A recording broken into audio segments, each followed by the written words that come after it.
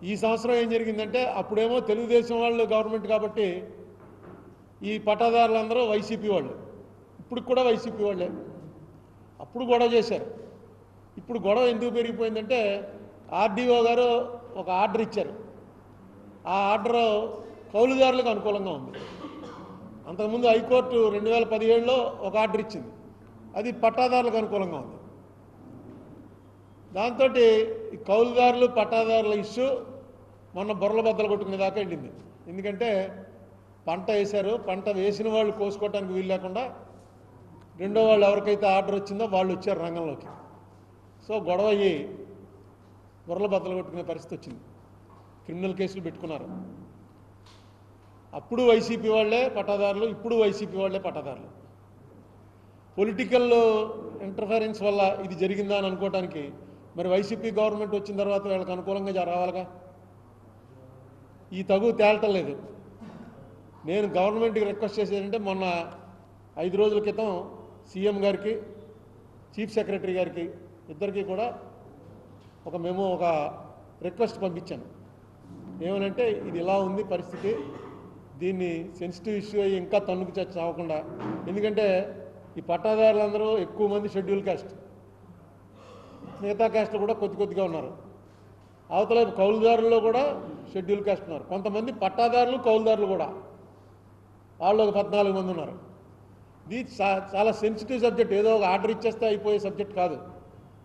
నేను రిక్వెస్ట్ చేసేది ఏంటంటే ఎవరన్నా ఒక ఆఫీసర్ని దీని మీద ఎంక్వైరీకి పంపించి అక్కడికి వెళ్ళి ఆ విలేజ్లోకి వెళ్ళి ఇది ఏంటి అసలు మొత్తం మీరు స్టడీ చేసి దాని మీద ఒక నిర్ణయం తీసుకుంటే ఆ గ్రామంలో తగువులు లేకుండా ఉంటాయి. కానీ లేకపోతే మాత్రం ఇది ఇలా రావణ కష్టం రగులుతూ ఎప్పుడు 76 అప్పటి నుంచి రగులుతూనే ఉంది. మీరు ఒక పక్కన భూమి రికార్డులన్నీ సరిగ్గా చేస్తాం, ఆ రికార్డుల మీద ఇప్పుడు ఆల్రెడీ లాయర్స్ స్ట్రైక్ కూడా స్టార్ట్ అయింది. దాని గురించి కూడా కొంత సబ్జెక్టు ఏంటో అని చెప్పి అడిగాను కొంతమంది లాయర్ని.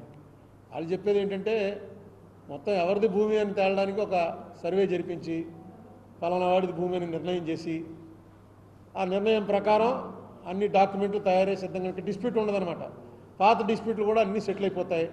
అందుకని ఇది చేస్తున్నాం. ఇప్పుడు తెలంగాణలో ధరణి చేశాడు, అలాగా అందుకని ఇది చేస్తున్నాం అని గవర్నమెంట్ చెప్తోంది. మరి ప్లేడర్లు ఎందుకు స్ట్రైక్ చేస్తున్నారా అంటే వాళ్ళు ఏం చేస్తే అదే కరెక్ట్ అని చెప్పి ఒప్పుకోవాలి. ఒకసారి ప్రభుత్వం రికార్డు తయారు చేసి పెట్టేస్తే అయిపోయింది, ఇంకా రికార్డే ఫైనల్. దాన్ని ఛాలెంజ్ చేయాలంటే హైకోర్టుకి వెళ్ళాలి తప్ప సివిల్ కోర్టులకి, డిస్ట్రిక్ట్ కోర్టుకి అథారిటీ లేదు.